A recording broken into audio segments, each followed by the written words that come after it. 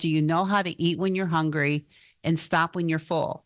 And if you're in your 50s and you don't know the answer to that question and you can't lose weight, part of the problem is you don't even realize you can't eat as much food because you've never paid attention to your own appetite. Most menopausal women tell me they're hungrier than ever. Are you curious about discovering ways of making your life better? Then welcome to my podcast. I'm Bob Nickman, and this is The Exploding Human.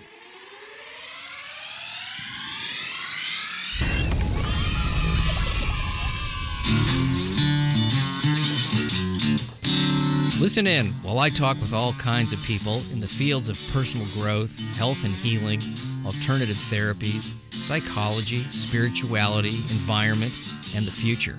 I'm looking for those answers that make life better for everyone. You'll meet cutting-edge practitioners, doctors, artists, filmmakers, business people, and those who have overcome challenges.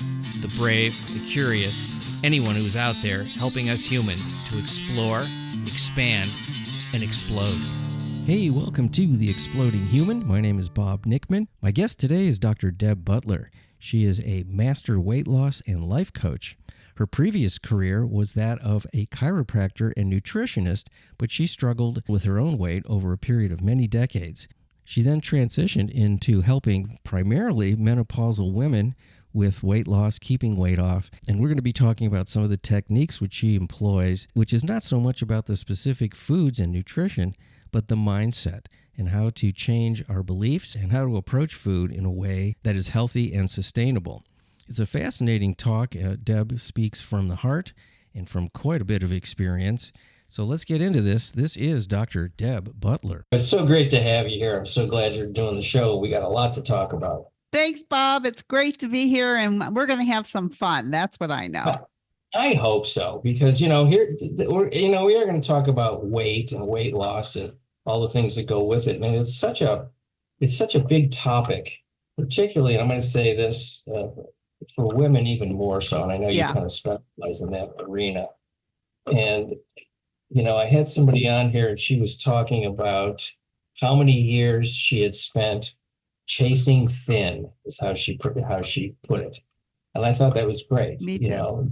Because there is sort of there's this underlying kind of desperation, as if you achieve a certain weight, particularly as a woman. And I'm going to, I know that, and certainly the men want to be fit too. So I'm not disparaging any of that.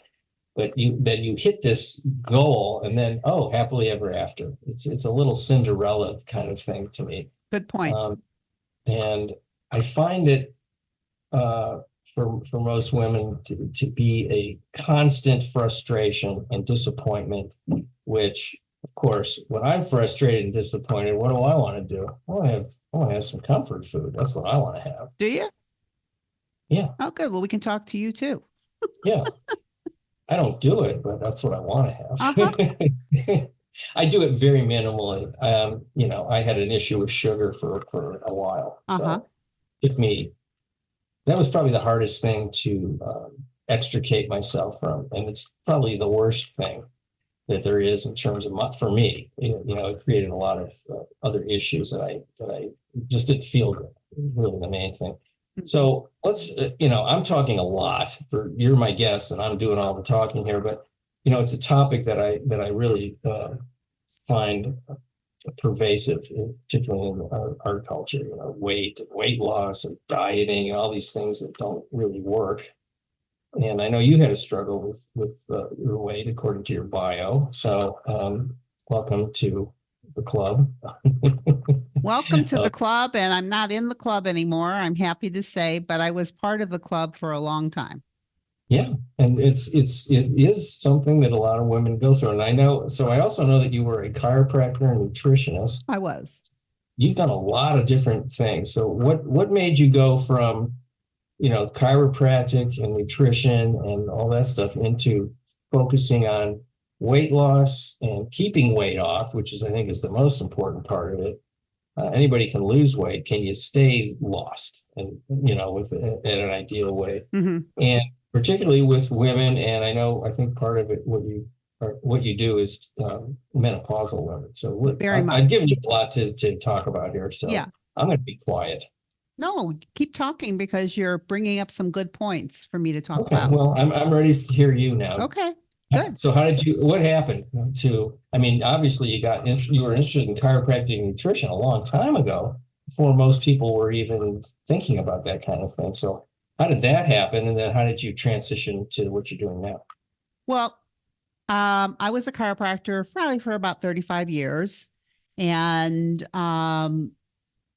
I guess in my mid 50s is when I just wanted to do something different. I wasn't as happy in the field. And what I love to do with my patients, since I worked on bodies so much, what I love to do with my patients more than work on bodies and tell them what to do is I love to get into their minds to find out why they weren't doing what I'm telling them to do.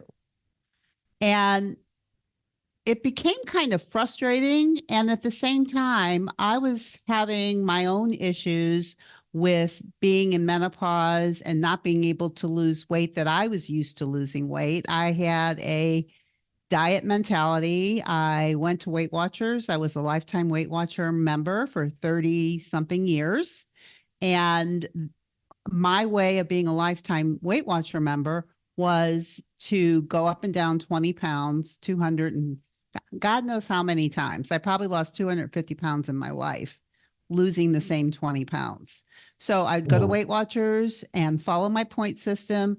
As soon as my weight was off, then I could have a party. At least that's the way I looked at it. I could do whatever I wanted, I thought. So even though I was heavily into nutrition and could tell anybody what to eat or what they shouldn't be eating or test or do whatever, when it really came to myself, I used food and nutrition when I wanted to lose weight. And I'm an educated woman. I should know better, but I know that if I was doing what I was doing and I was having a hard time talking to my patients, and at the same time, I was at a point in my life where I'm going, is this all there is in terms of a career?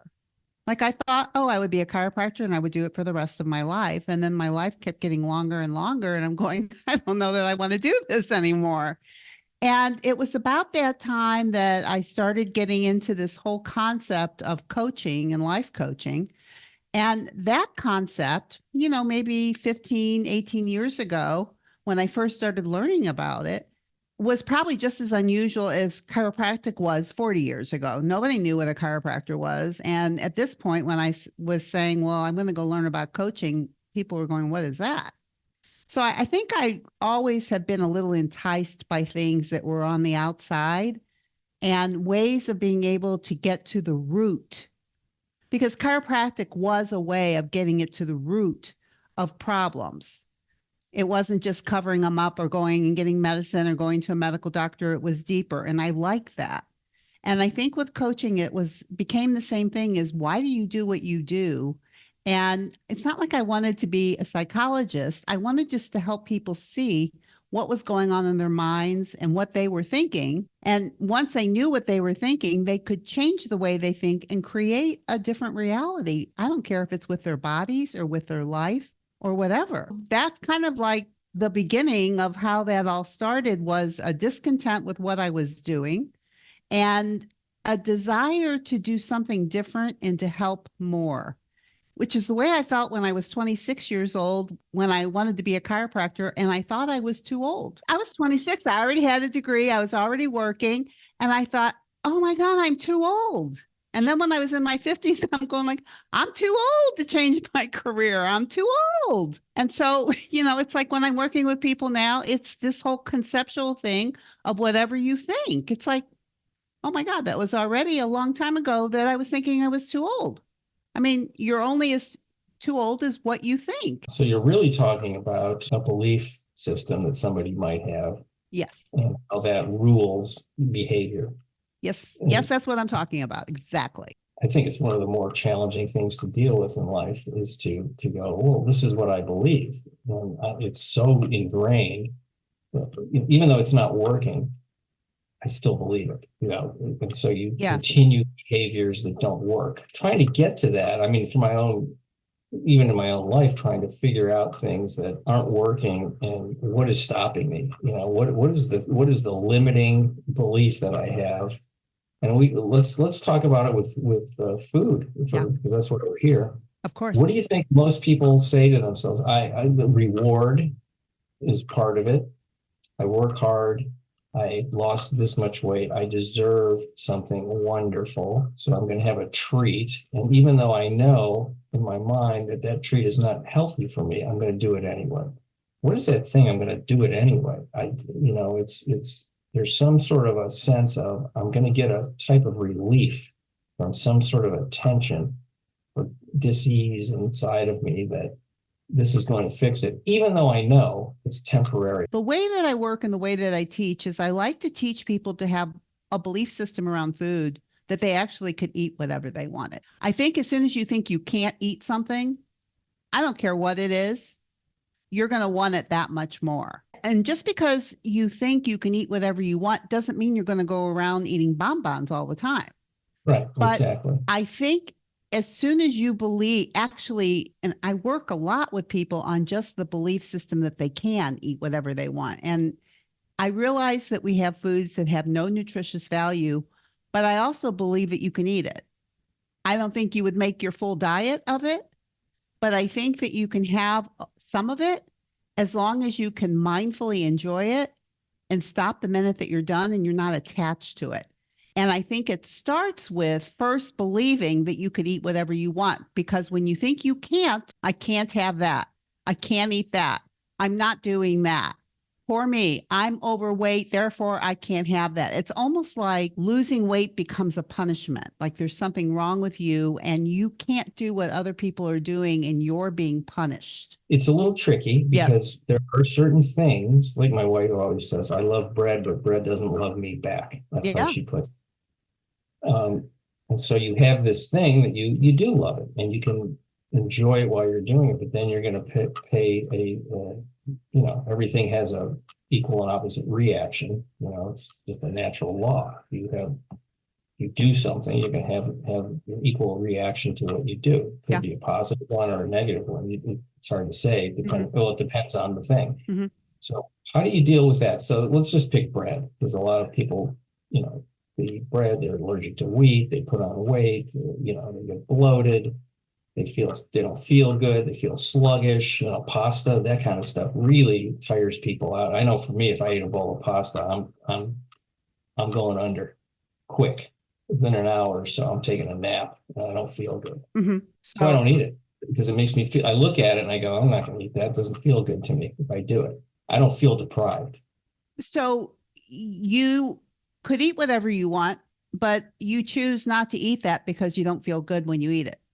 Right. Right. Which is the system that you want. That's the belief system that you want to have, is that the reason you don't want to eat it is because you don't feel good when you eat it. And so therefore, if you never want to eat it, it's because you don't want it.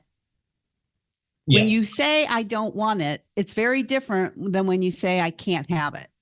Okay. I see the difference very clearly when you put it that way. And a lot of people that come to me can't eat anything. I can't eat that. I can't have that. I think that there's just this happy medium that just because you think you can have it doesn't mean you're going to eat it all the time, or that you're even going to want it once you know that you could. Like, you could eat it. Yeah. But you don't want to deal with the consequences of eating it. So you choose not to eat it. Or maybe I don't know if you would ever eat it, you would eat it at a time when you knew you didn't have to be awake later. Yeah, or it was a situation where there was nothing else and I was starving and like. Or maybe you're in Italy and, Yeah, exactly. And it would be a time that you might really enjoy it, knowing what you know. But it's this, you detach your mind from the, oh, I love it, I got to have it. But poor me, I can't have it because there's something wrong with me. That's just the difference in the way that you're talking about it. You don't want it. I mean, basically, that's all you're saying to me. I don't want it because it makes me feel crappy. Right. And you've learned, and like when I take people through this process or journey, part of what we do is not that we take the foods out. I actually don't tell people what to eat very much. And the reason is because by the time most women come to me, they actually know. And they know what works for them and what doesn't, many times. And they don't trust themselves around food. There's no trust in their body and there's no trust in themselves. And I'm not saying this is across the board, but it was for me. And by the time you're 50 and your body's metabolism is continually decreasing, which means your appetite is also continually decreasing. If you've been on a diet your whole life like I was, I never paid attention to my appetite. I never really even paid attention to how hungry I was or how full I was. It was how much could I eat and how much could I get? How many points could I get? Because I always felt like I wasn't going to get enough. One of the things that happened to me when I started with life coaching and met what I would call my first ever, I heard of a weight loss coach. She asked a question, which is this: why do you eat when you're not hungry? Nobody ever asked me that question before. It was more like, well, how many points can I have so that I can still lose weight? Not why would I eat when I'm not hungry? I would eat when I'm not hungry, as long as I'm not going to gain weight. Do you know how hungry you are? And do you know how full you are? I figure I'm sort of smart. I should know the answer. And I never paid attention to that. That wasn't important to me. And I think why a lot of people end up being attracted to me is because of this simple thing of, do you know how to eat when you're hungry and stop when you're full? And if you're in your 50s and you don't know the answer to that question and you can't lose weight, part of the problem is you don't even realize you can't eat as much food because you've never paid attention to your own appetite. Most menopausal women tell me they're hungrier than ever. And that's because there's not just physical hunger, but there's emotional hunger. Sure. And emotional hunger increases a lot as hormones become more and more imbalanced. We become much, much more emotional as we get older, and our hormones are imbalanced and balancing themselves out again. What about, like, there's people that they eat. Yeah. And they get hungrier as they're eating. And they can't stop. It's like they're not sated. Is that more of a chemical thing with insulin or something else? Because, I've seen this, particularly with usually like carbohydrates. People eat them and they want more and more, and they don't feel full. And then other foods do make them full. Like I've rarely seen somebody go, I'm so stuffed from this broccoli. But pasta, yes. Bread, that kind of thing. What's the chemical thing that's going on, especially in terms of menopause too? I always just like to start with, do you know when you're hungry and do you know when you're full? Mm-hmm. And you're moving over to a little bit farther along the line. But it's amazing how many people, regardless, that they just don't really know that their own hunger scales, period. I don't care what it is they're eating. When I'm in a overeating mode, which I have been, of course. And what do you mean by that, an overeating mode? I just want to eat till I'm almost passed out type feeling. That's an extreme version of it. Mm-hmm. I used to call it like I need more ballast so I can weigh myself down and go to sleep and just check out of being alive for right now. I just don't want to do it. I'm tired of the day. I'm done with the day, or I'm just done with everything. And I just want to, I don't want to deal. So I've eaten for that reason. Even though I'm full, I still keep eating. I've done this. I think most people have at some point. I'm sure it's very common. Yeah. And I don't do it much anymore. Why not? It doesn't work for me. And I'm probably much more content with my life style and my day-to-day living. It works really well for me. So that part is, I have less stress than I ever have. I have, I've got a good balance with. You feel more comfortably emotionally. Absolutely. Absolutely. And when your emotions are more balanced, you don't feel this desire to want to eat when you're not hungry. Yes. I've used food like a drug, of course. I mean, it's readily available and it works. Well, does it? Temporarily, of course. I don't think it works. Temporarily is what I'm saying. In the moment, it feels like it works while you're doing it. The price on the B side is, so no, it doesn't work, but you think it does when you're actually trying to manage feelings. Part of the work that I do is how to manage feelings. I love to work with people who are under a lot of stress because it comes up for them more. I love for them to go on vacation and work with me. I love for them when they have a big project due. It's a great time to work with me because that's when the stuff comes up of eating when you're not hungry. But if you can pinpoint that you're not hungry and you know that you're sated, then we're dealing with emotional hunger. And how strong that hunger is the next level of what I teach once you understand your own physical hunger.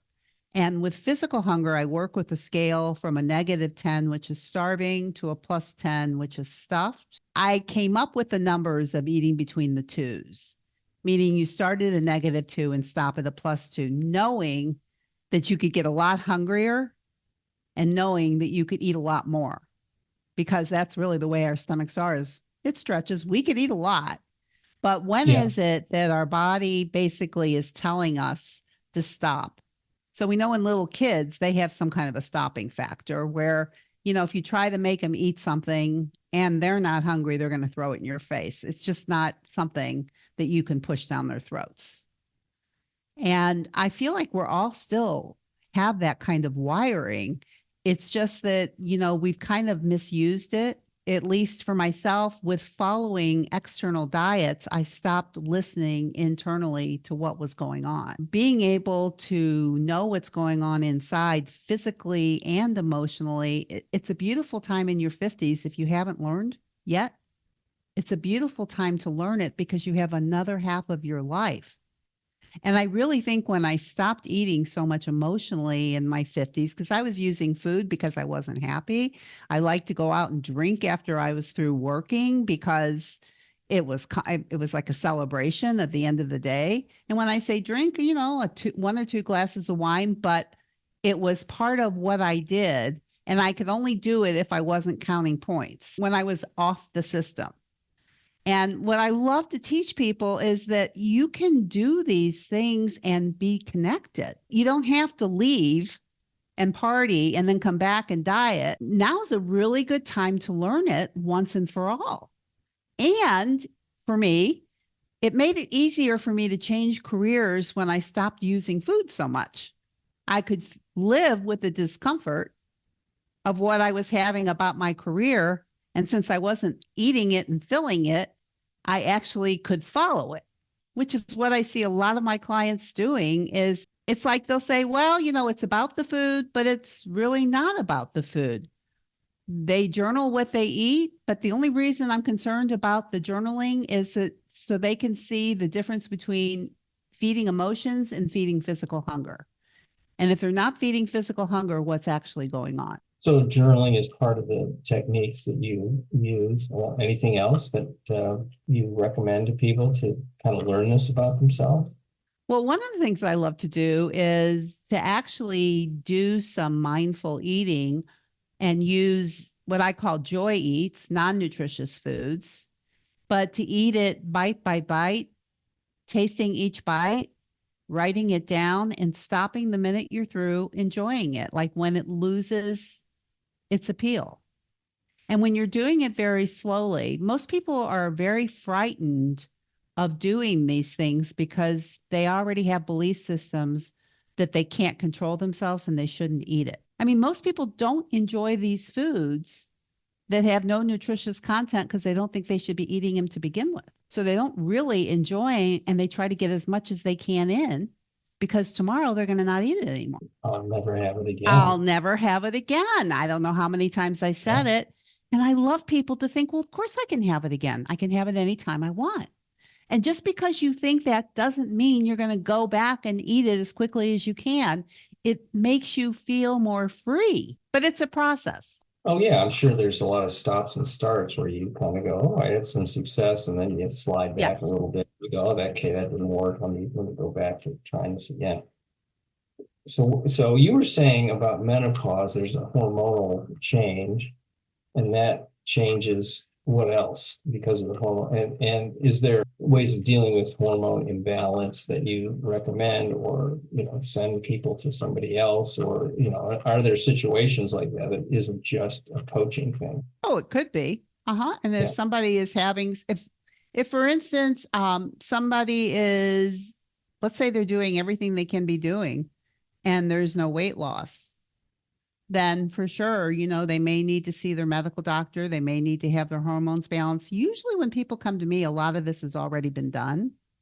No, And okay. it really, they're not really coming to me for me to teach them what to do during menopause. It's more for me to teach them how to handle food during menopause. I noticed with my wife that her metabolism changed quite a bit after children. Yeah. It was a big difference. And then, of course, menopause came along too. So, there's, a lot of, this is why I say women have a little bit different journey with this stuff, because they have babies and That's they true. have menopause. And it's a lot on a body. It seems so much more of a range of change than it does for me. I'm just getting older, but that's just all I'm doing. I'm not having babies. I think that really being connected to your own body, being a woman or a man, really knowing your own body and how to take care of it, I think is really important. And I think probably because of menopause, the desire to want to take better care of your body is strong because you don't feel as good. And it's a good time to learn how to take care of your body mentally and physically.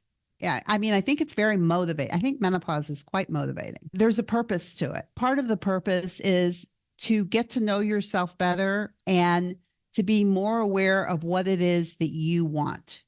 Because we do spend the first half of our life, if we've had children, raising them. And not everybody has done that. But for many of us, careers, children, and by the time we get midway, we either like where we've taken ourselves or we've gone in a direction that we think would have helped somebody else but didn't help us. We were doing it for somebody else. Yeah. And it's a beautiful time to go, well, what do I want? How do I make myself a priority? And I think your body is screaming at you to prioritize it during this time. Well, I love that about women that have been through all that, and they're like, now it's their turn, and it should be, because they worked hard doing all these other things, for other people. When you have children, you are living for those people to give them the best. You have to live for yourself at the same time, but it's harder to do because you've got kids that need you. Yeah. Only a parent can do. That's right. And for a lot of us, by the time we get in our mid-50s, that period starts to end or to transition. And there was a time when, and now it's time to die. 50 years. Yeah. It was over. Yeah. And now it's just beginning.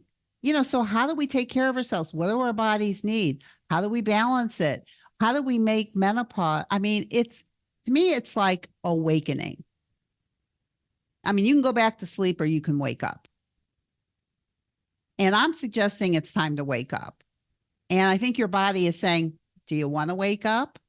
And I'm just using weight as a way to help you wake up. And I'm just using food as a way to help you wake up. And when we use food journaling or whatever, it's not journaling because I care about what you eat. I care about why you're eating when you're not hungry and what's causing that. And sometimes that leads to new careers. When you stop putting food in your mouth when you're not hungry, leads to a lot of different things in your life of more of what you've always wanted. Yeah, food is really supposed to be a life force, a source of life force, medicine, not an anchor. You're right. It's medicine. And I also think that there's nothing wrong with enjoying the food, enjoying non-nutritious food, as long as it's not the balance of your diet. I think it's in the world. I think you can learn how to handle it as opposed, and for some people, they maybe just be better off and they choose, I just don't want it. Like you, I just don't want it, which is a wonderful thought to have as opposed to I can't have it or I can't lose weight. Mm-hmm. It is a difference. It's a nice shift for somebody to, I'll bet you do run across people that really have a hard time with changing those beliefs. It's tough. And also, when I think about particularly, any parent really, you go through those, 20 plus years of child raising. Yeah. And some people just think, I don't know who I am. I don't know what I'm supposed to do Yeah, now. right. Am I allowed to do these things that I haven't done because I, didn't have the time, or I, didn't think I was supposed to or allowed to. It's an interesting thing to have to look at that and know that you can do those things, that's okay.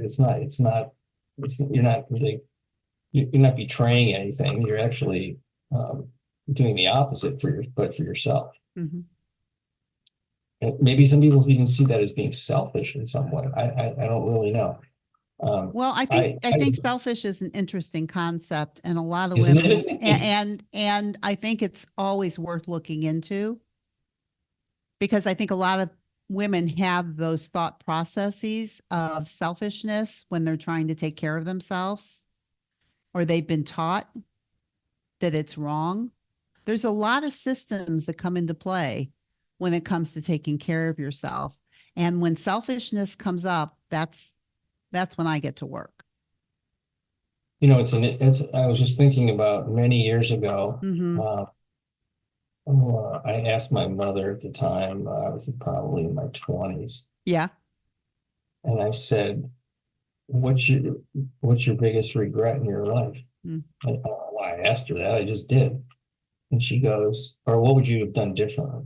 Mm-hmm. That's what I said to her. She goes, I would have spent more time taking care of myself and less doing for other people, because they don't care anyway. And I go, yeah, I get it.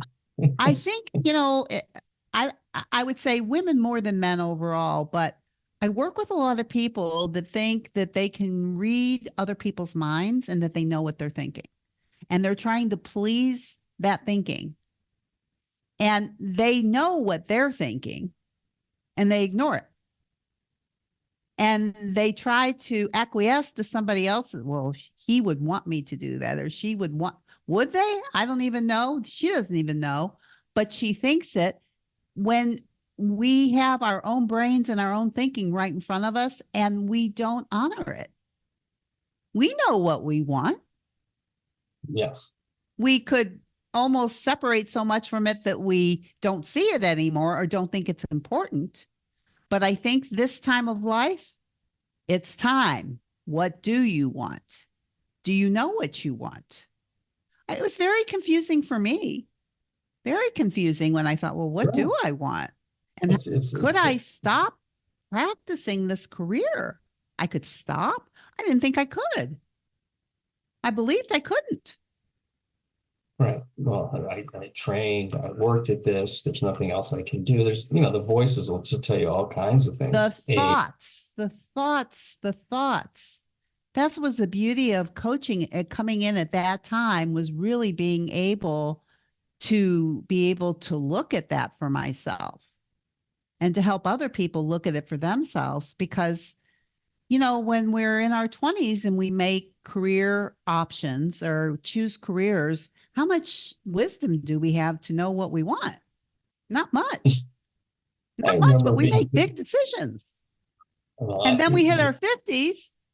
Yeah. And the same questions come up. I feel like it's adolescence all over again, only it's called menopause and it's a reversal of hormones. But it's, again, what do I want? Only now you have wisdom. And the only thing I can say is I want to be skinny. Yeah. It's like I can remember thinking, if I could just eat whatever I wanted and be skinny, that would be it. I really believe that. And I work with so many people that really believe that. And when they watch somebody else eating foods that they think they can't eat and they're skinny, it makes them feel like there's something wrong with them. I mean, you don't know what's going on behind the doors. It's like, even like women will say to me, I go, well, what do you want? Well, I want to be healthy. Usually what they mean is I want to be skinny. You would think health would be compelling, and it's really not. Do you ever ask people, why do you want to be skinny? Because that's what the word means. And, and what is the frequent answer, I would think, is, so when other people look at me, I'm okay. I You know, think I think you probably hit it on the nail. In the end, it's how I look to other people and what they're going to think of me. who are these others? Does it matter what they think of you? Are they thinking of you accurately? I mean, there's so many flaws in that mindset that it'll make you crazy. You can Yeah. never figure it out. Well, that's what I was saying about mind readers, is that we think we can read other people's minds about what they think or think of us. Also, if I think it, other people must be thinking it too, because I've thought it and I'm pretty smart. And of course, that's really important because what you're thinking is what we really want to work on. Right. Really, it's like the only thing we know for sure is what you're thinking. And once you can be more aware of what you're thinking and start tweaking it. The other question is, What's that? let's say I think somebody's going to think less of me because of something. Okay. Then what will happen to me if that is actually true? Right. If you think less of me because I'm a little chunky, what does that mean to me? You know, Deb doesn't think I look completely healthy. She thinks I'm a little pudgy. Oh, I can't live with that, because Deb doesn't think I'm in good shape. Then, I mean, what does that even mean? It's like, let's say it's But it's true. a good point. It's a good point. Yeah. It's a good point. And actually, that kind of thinking leads to overeating on top of it. Like the more you think what they're thinking, the more upset you get and the more you want to use food, even though you think you should be losing weight. The power of the mind is just absolutely amazing for both positive and negative. It can go either way. But you know, when you think about it, everything begins with a thought. That's you don't right. do anything before you think it, really. That's right. And so if you're able to work on those thoughts, especially if they're untrue thoughts, that's powerful stuff. And you know, whatever, I don't know if you can do that on your own. I think it does help. You can to an extent, but I think it does help to have somebody to bounce that stuff off of, because I would say it's really, I'm sure you can do it on your own too, but sometimes we believe everything that goes on in our brains and don't even know. The mind is so tricky. So to be able to bounce it off of somebody else who's got some education in terms of paying attention, I love to be able to point those things out in a way that's loving and compassionate. But at the same time, do you really believe that? If you really thought about it, do you really believe that? And many times it's like, no. I go, well, you don't have to keep thinking it. A little off the topic, but I was just thinking, like, when we think about menopause, and like, I think it's such a perfect time to reconnect mind and body. And I like to talk about the idea of becoming a body whisperer. And what I mean by that is, when I was a chiropractor, I used to really like to push maintenance care. And maintenance care meant that if people were coming in when they were in a 10 in pain, and then they would get better, what I would say is, I want you to keep coming back, but, you know, come back at a 1, at a 1 or a 2 before it turns into a 10, which means you have to stay very connected to your body so that you feel those small shifts, so that you could take care of it before it turns into screaming. And what I've noticed after being a chiropractor and then coaching is that it's the same thing with eating. And it's the same thing with being tired, is you can have your body scream at you and decide to listen, or you can have your body whisper, be it hunger, be it tired, be it whatever it is. The lighter the lighter it is, the easier it is to take care of, and it doesn't turn into something big, including weight gain. I remember reading some Buddhist thing when I was in my 20s. Again, it was if you take care of problems when they're small, you don't get big problems. Same, exactly. When I read that, I went, "Ooh, that makes a lot of sense," because most problems don't start big; they start small. That's right. That's right. And when we think about the connections to our bodies, it's like we have so much control within ourselves with our own connections, and we treat ourselves almost worse than we treat anybody else. The way that we talk to ourselves, the way that we listen to ourselves. You know, when we have small children, we don't want them to be screaming for our attention. We try to make sure that we can do things to take care of them before they're screaming. Mm-hmm. If we want to put them to sleep, we don't want them to be so exhausted that they're too tired to go to sleep. We like taking care of those whispers so that they just go to bed and it's a gentle, calm thing. And we need to do the same thing with ourselves. And I bring it up because I think for a lot of us internally, mothering is just something that's internal in us with or without children. And I think learning to mother ourselves and listen is a way of really becoming healthy and connected and to age proactively. The have-tos. Have-tos. That's interesting. Yep. You know, when you ask somebody, well, why do you think you have to do that? That's a good point. The answer is, well, you know, because, or that's what you do. Mm-hmm. That's what you're supposed to do. There's this thing, it's like a parent. It's like this parent voice. It's not your actual parent. It's like the society parent. Yes. And that is telling you the supposed to's and paying attention to that. It's like, well, where did you get that idea? And why? I think when you go to other cultures and see other people, they don't have the same have tos that we do. They just don't have them. So it's true. just different. They have different ones maybe, but this idea that, you know, you have to be a certain way or, you know, do these certain activities or what's going to happen? You'll be considered abnormal. You'll be considered strange. But then again, by who? Good point. Every single topic in your life, you can look at it and go, is this true? Is it true all the time? What percentage is it true? Mm-hmm. Why am I making it so such an absolute? Where did I learn that? If you really want to get into it, where did I learn that belief? Which is very interesting. Could be very interesting is where did it come from? And a lot of times people know. I mean, I had my parents say things to me that were absurd, fear-based beliefs, ignorant beliefs. A lot of the things that we think come from a long time ago. And once we can actually look at them, we can actually assess them with our smart part of our brain or our prefrontal cortex and go, that's ridiculous. But we didn't even know that we had a choice to believe that we could or we couldn't. Right. And when somebody like a parent tells a child, that's right. I mean, the parents are gods. You go, oh, of course, that is what it is. A lot of weight issues come from all of that.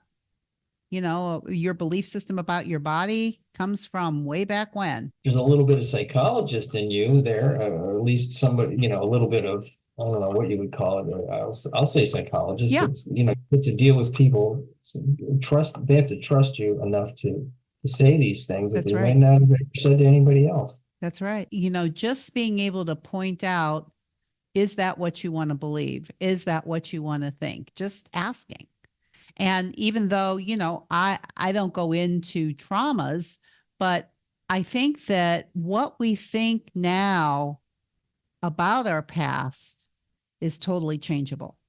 Our thoughts that we have now about our past is not changeable.